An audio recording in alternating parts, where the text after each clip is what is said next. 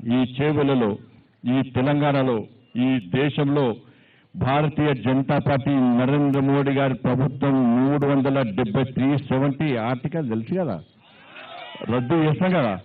మరి గంత పెద్ద 370 ఆర్టికల్ రద్దు చేసినటువంటి భారతీయ జనతా పార్టీకి నరేంద్ర మోడీ గారికి 370 సీట్లు ఇవ్వాలి కదా.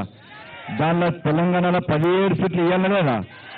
ఓవైసీ కూడా గుంజుడే, ఈసారి గ్యారెంటీ గుంజుడే. డప్పులు కొడుతున్నాయి, ఇప్పుడు అన్ని ఓట్లు వీక్తున్నాయి, అన్ని ఆడ ఓవైసీ కూడా అవుట్. ఈసారి 17 సీట్లు రావాలి, అవునా కదా.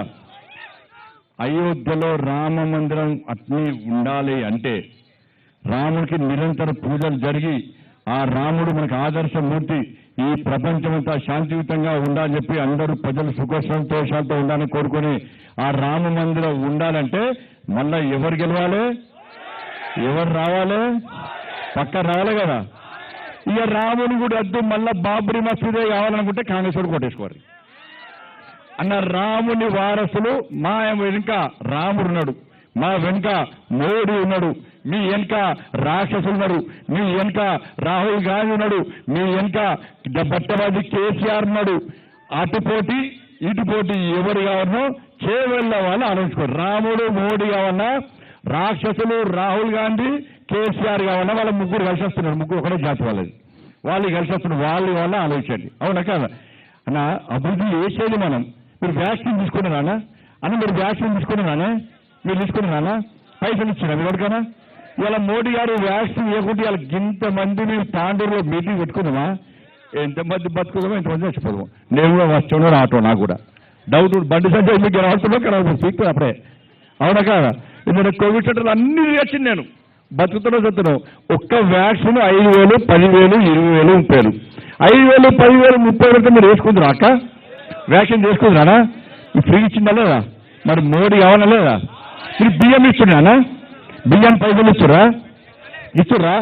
మరి బియ్యం ఇచ్చేది ఎవరు?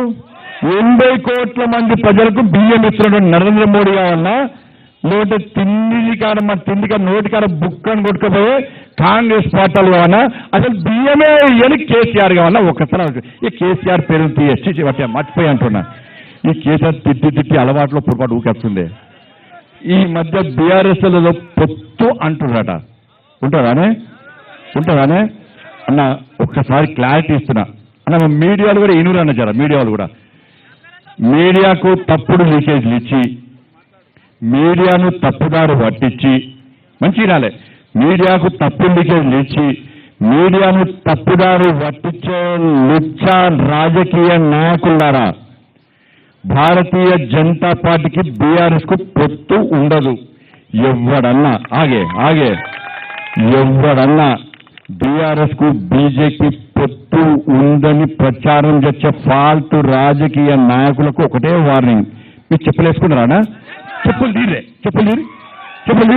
ఇలా తాడపల్లి చెప్పులు చెప్పులు ఉన్నది తీరి చెప్పులు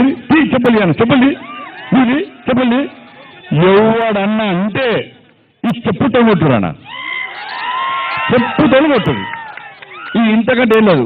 ఎవడన్నా ఇంకొకసారి బీజేపీకి బీఆర్ఎస్ కు పొత్తు ఉంది అని బీఆర్ఎస్ కానీ ఎవరు రాజకీయ నాయకులు అంటే చెప్పుతో కొట్టురానా? ఇది క్లారిటీగా ఇంతకంటే బీఆర్ఎస్ పార్టీ పొత్తు పెట్టుకుంటాడే. వాళ్ళు అధికారం ఉన్నప్పుడు ఏమైనా పొత్తు పెట్టుకోలేదా? ఈ కేసీఆర్ అన్ని లుచ్చ రాజకీయాలు. ఢిల్లీ పోతున్నాడా? ఢిల్లీ ఏం పోతాడు? కొత్త స్కాచ్ బాటిల్ వచ్చింది, ఢిల్లీ పోతుండు. అయితే స్కాచ్ కోసమో అయితే కాళ్ళు నొప్పి, మన కాలు ఎరిగింది కదా, కొడుకు కొట్టినట్టున్నాడు బాగా. ఈ కాలు నొప్పి కోసమో స్కాచ్ కోసమో అంతే కదా, ఇంకా కొంపలు ముంచడానికే పోతాడే. మీకు అర్థమవుతలేదు కేసీఆర్. ఇంకా కొంపలు ముంచుడే. మునిగిన నావల మనం ఎక్కుతామా అన్న? చెప్పానా? ఎక్కుతామా? ఢిల్లీ వాడు కేసీఆర్ వీకిందా? ఆడేం బిక్తాడు, ఈడేం పోడ్చాడు, ఆడేం పోడ్చాడు. కేసీఆర్ ఢిల్లీ పోతాడు, అటు పాకిస్తాన్ పోమని చెప్పు, అర్థనాడా? అటే వీక్మని చెప్పాను, చెప్పు. కేసీఆర్ ఢిల్లీ పోతాడు, బీజేపీ నాకు చర్చలు. ఈయనకి అపాయింట్మెంట్ ఎవడియాలాడా? అపాయింట్మెంట్? నువ్వు సీఎం అప్పుడే తీసి కొడితే వాళ్ళకి నువ్వు రాసినావు. నువ్వు వంగి దండాలు పెట్టి, పొల్లు దండాలు పెడితే మాకు కుంభ మూసేవి. ఇవి మా బీజేపీ నాశనం చేయడానికే పుట్టింది బీఆర్ఎస్ పార్టీ.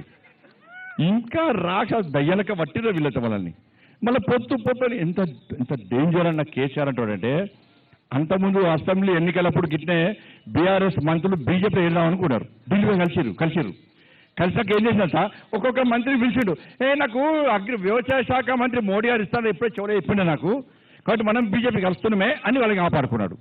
మళ్ళీ ఇప్పుడు ఏమైందంటే బీఆర్ఎస్ పార్టీ ఎంపీలు కొంతమంది ఎమ్మెల్యేలు బీజేపీలో చేరుతా అని రాడా ఫ్యాక్ట్ ఇది. చేరుతాను రాగానే మళ్ళీ ఏం చేసింది తెలుసా, ఒక్కొక్క ఎమ్మెల్యేని పిలిచి అన్న మనం బీజేపీతో పొత్తు పెట్టుకున్నావా, ఈయన నువ్వు అడిగినట్టు బీజేపీతో పొత్తు పెట్టుకునేసరికి ఈ ఎమ్మెల్యేలు ఆ గంగేత్రి ఊపినట్టు ఊపుతారు. కేసీఆర్ ఊపంటే ఊపుతారు, వాంగుతారు, పంటారు, లేవమంటే లేస్తారు. వీళ్ళు బయటకు అన్న బీఆర్ఎస్ పోతాడు, బీజేపీతో పోతారు. ఎవరు పొత్తు పెట్టుకున్నావా?